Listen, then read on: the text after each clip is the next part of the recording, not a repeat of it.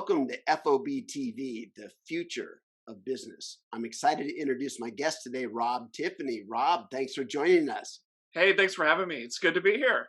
Absolutely. Rob is the Vice President and Head of IoT, or Internet of Things Strategy at Ericsson. He's also the Executive Director at Moab Foundation, a really cool Internet of Things platform as well for nonprofits.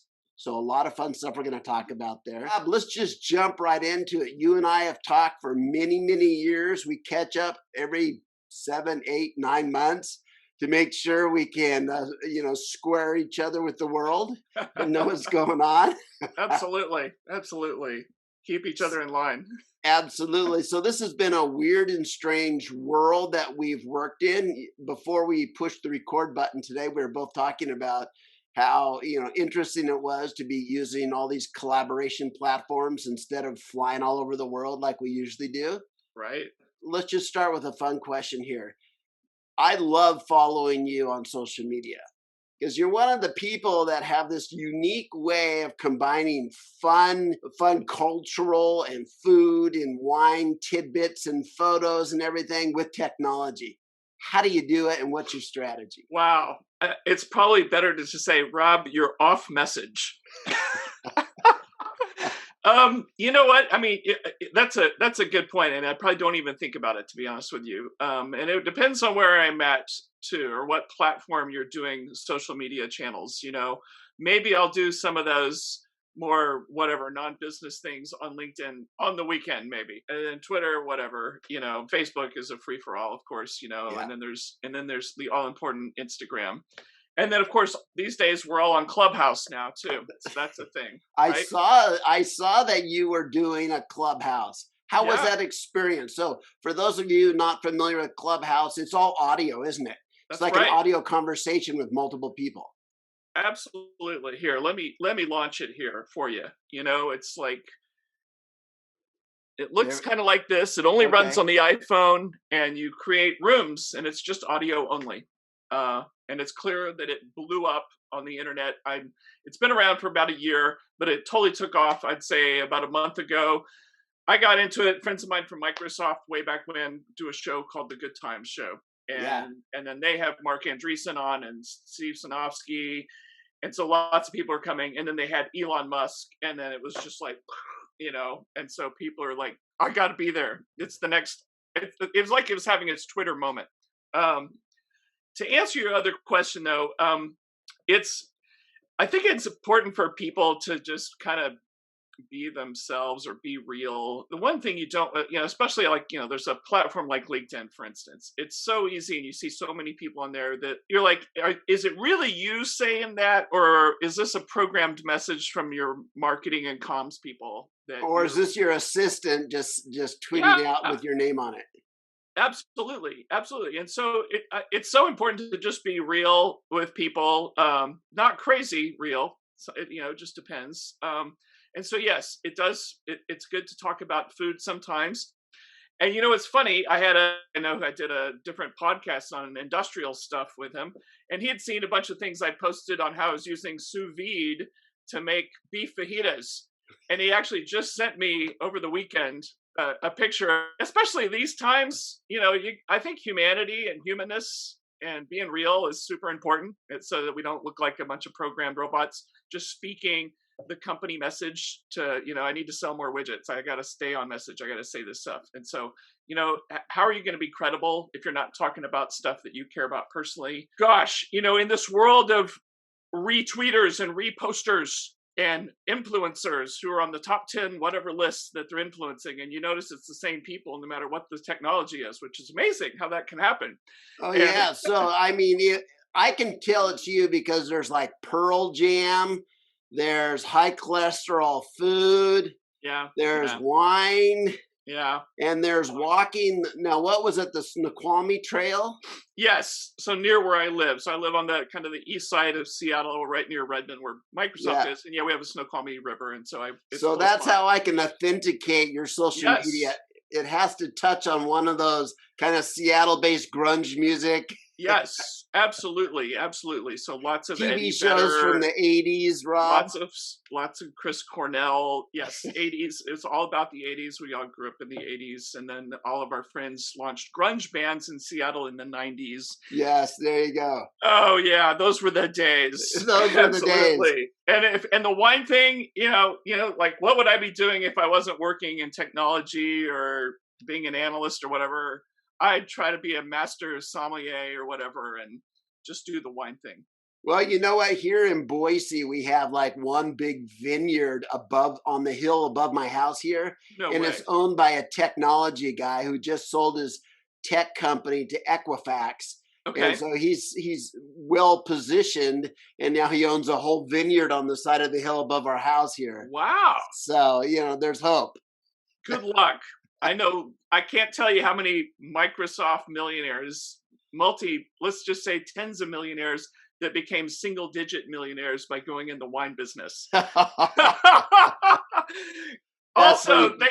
the other part, it seems romantic and everything, but remember, you're going to be a farmer. You think you work hard? You don't work hard. Be a farmer. That's hard work. That's too funny. Well, Rob, this is so much fun. Talk to me about how your perspective on how work is conducted has changed over this last year because of the pandemic. Yes, I think I crystallized it maybe into one sentence. I was thinking, like to exactly to your point, what has this year been about, at least from technology perspective? And I think it's been digital experiences delivered over connectivity to make remote things seem local. Ah, And I know it's kind of a weird way to say it. It's what we're doing right now. We're using this digital platform, Zoom. We're using some kind of internet connectivity. But if I was out and about, I might be using cellular connectivity. And we're trying to, normally you and I'd be meeting together somewhere. yeah, Or my wife is a school teacher. yep, And so she's been living this thing for the last year, teaching kids over Teams and Zoom and things like yeah, that. And so it's all about how do I make because we've all had to be remote from each other, but we got to make it appear local. So you can imagine a teacher teaching kids, pretending working as if you're in that classroom. Or if you think about the IoT stuff we've done, right? It's all about I'm doing things that are remote. Normally I would walk around with a clipboard and look at a gauge in a power plant and go, okay, here's the value on this one, and here's this one, and yeah, I'm going to go type it into the computer.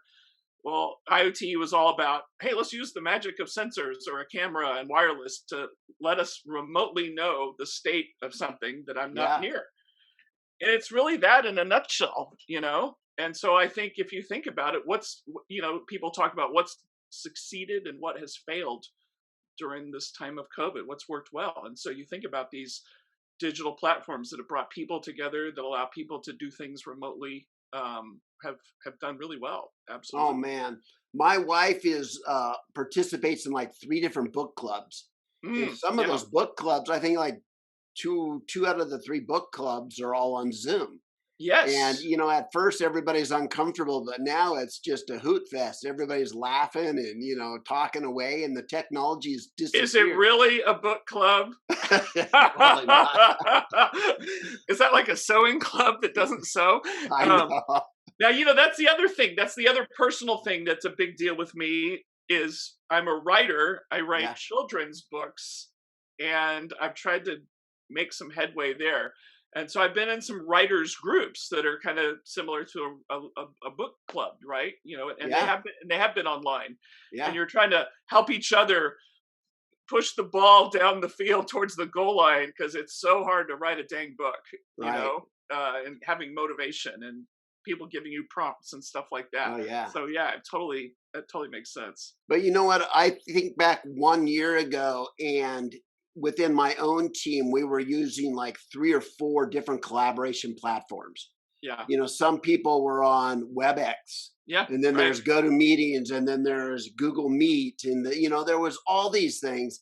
And now we've kind of crystallized on in our team on Microsoft Teams. Yeah. And the other thing I found, it was so awkward at first, especially with the senior management and the executives. Everything was a challenge to them. They didn't know how to do anything. But now that's all disappeared as we've all become accustomed in our new world. The reality of working in Yeah. a pandemic globe as um, come and gone, or the newness of it. Now Right. it's all invisible. It's second nature. Everybody's chatting in the background, debating things, and they're sharing screens with no hesitation anymore. No, it's amazing. You're Do right. you But I think it's still ever going to go back the way it was? ish. I still need to come hang out with you in Boise, I and I know. still want to do that. And I see all the pictures of you taking your walks through Yeah. really beautiful mountainous things and Yeah. rocks and snow. A lot of snow lately, I've noticed. A lot of snow.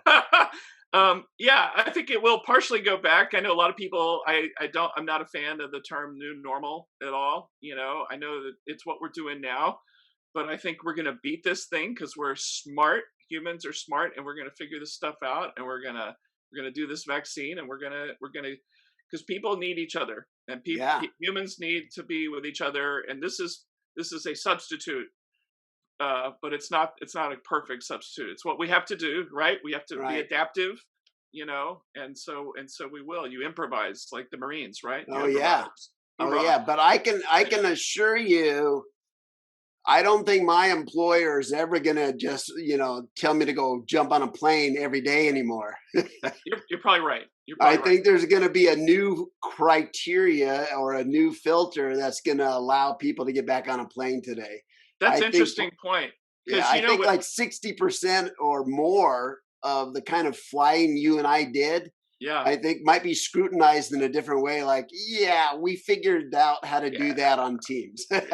yeah. No, that's a great point because a lot of companies have suffered during Yeah, this time. A lot of small businesses, bars, restaurants, things that are all around us personally in our communities have closed their doors. Some of them have closed their doors for good. But big companies like where we work, they probably noticed along the way as they cut out travel. They probably noticed, hey, look at that, look at our balance sheet. Our travel expenses just dropped like a rock, and it's affecting our bottom line. This is kind of cool. The airlines aren't happy with us, I but know. well, Oh well, I yeah, know that's pretty interesting. I'm missing not being upgraded. I know. Dang. Well, I get these bills that come in for like Clear and all these kind of Yes, ones, like that clear. would Yeah, help you zoom through the airport. But now I'm like, well, I haven't traveled in a year. Do I really want to put 175 bucks, for another subscription until that's a good not till point. I start flying anyway? Yeah, that's a good point. You're Yeah. absolutely right. Hey, so for 2021, I mean, you're there in a position of vice president and head of IoT strategy at Ericsson. You guys are in the middle of everything to do with 5G and Internet of Things and all that fun stuff. What's your kind of core focus for 2021? Yes, everybody probably thinks they have some other focus than 5G. Make no mistake. We are that is the big drumbeat at Ericsson. I mean, obviously there's only a handful of companies that make 5G technology, and so Yeah, we're one of them. And so that is the big thing. It's rolling out 5G around the world is been going on since late 2018, I guess. And it's been, that's always a chicken and the egg thing too. People are like, oh, but I don't have a phone with it yet, but you yeah, have to start, you have to build the networks first, right? right. And then the handsets come along. And so, there's this handful of big companies that do the network. It's almost like client server, Yeah, the server side, the client, the network side. And then there's people, like Qualcomm and others, yeah, who are making chipsets, for the device side, right, to connect. And there's a lot of work that people don't realize go into this stuff. Like 5G took forever to create. 5G is created by lots of really smart engineers from companies like us, from Nokia, from Huawei, from Samsung, from Qualcomm, lots of companies and others. I apologize if I left anybody out. And they're writing white papers and they're getting patents and they're doing all yeah, this stuff and they collaborate. But the difference between the winner take all world of like software and other things where I've lived previously yeah, is that no matter how great or whatever advances we're coming up with, we all in the end have to play together because there's this standard, it's 3GPP, and everybody knows what Mobile World Congress is put on by the GSMA. Well, it's a standard because my phone has to work everywhere in the world. And so even if another competing company came up with some amazing innovation, or we did, we all have to get together and make sure that all those cell towers and all the way the networks work and the software and everything, it all has to kind of work the same. It has to follow a standard. Just like, gosh, it's probably not popular to talk about gasoline in 2021, but you know what? All the gas stations have to be identical, and they have to give you the same kind of gasoline, and they have to have the same nozzle that fits in your car. And Oh that's the yeah. only way our society works with travel. If everybody said, well, we have this cool fancy gasoline that makes you go, 100% faster, but it's not standardized. And so Right. standardization is the key. And so that's the big deal. Now, how does it relate to IoT? Everybody talks about speed when they talk about 5G, and Yeah. everyone, including me, you probably seen me post it. Hey, I just did speed test in Yep. this part of I town, and I did got see that. 300 megabit down. Woohoo! And if I was on a millimeter wave technology and I was standing right by the cell tower, maybe I'm getting 2 gigabit. I could run a data center on my phone. Yeah. So speed is what most people are talking about. Low latency is the other thing. Think about V2X, the whole autonomous car deal. Now, Yeah. autonomous cars don't have to communicate with each other. They have to have all their intelligence on board, right? And they're using cameras and LiDAR. But they do need to communicate as we get super autonomous, other cars together, stoplights, Yeah. smart cities, all that stuff. And so having that super low latency, that single digit millisecond low latency is going to be huge. And so you can imagine as we roll out 5G, and just to give everybody a crash course in 5G, Yeah. the layer cake, which we Yeah. may have done before. All right. So there's low band. This think about T-Mobile. They do ads talking about there's 600 megahertz and it goes really Yeah. far. Okay. It does. It goes really far, and so it's going to cover a lot of people, but it's not as fast. And so Okay. it'll be incrementally faster than your LTE. Here's the other thing, and I don't, because people shouldn't bash LTE. LTE has been changing and evolving over time too. Yeah. LTE can go gigabit speed as well. And so there's the bottom, that's the baseline. Then the next level up is this thing called mid-band, 3.5, 3.6, 3.7 gigahertz in there. So think about, again, how T-Mobile acquired Sprint. Right. Yeah. Sprint had a lot of mid-band spectrum. Okay. And so mid-band is kind of like the Goldilocks. It's like not as far as 600 megahertz, but still pretty far, but a whole lot faster, just dramatically faster. And so you want that in between. And then there's this stuff that's like at 26 gigahertz, 27, 28, crazy. They call it millimeter wave. If you want to know what that is, the next time you're at the airport and you go through TSA security and they have you stand in that thing, Yeah. that's what that is. It's millimeter wave. They use that instead of X-rays because it can Ah. see. It's like sonar, radar, right? Okay. No, don't worry. We're not shooting radar at you. Yeah. But high frequency. So millimeter wave is super, super fast. That's where you're seeing these ridiculous 1 and 2 gigabit speeds with 5G, but it doesn't go as far. And so we're going to have to build greater density of cell towers in urban areas to do that. But this plays into when we talk about smart cities and really automating all that stuff.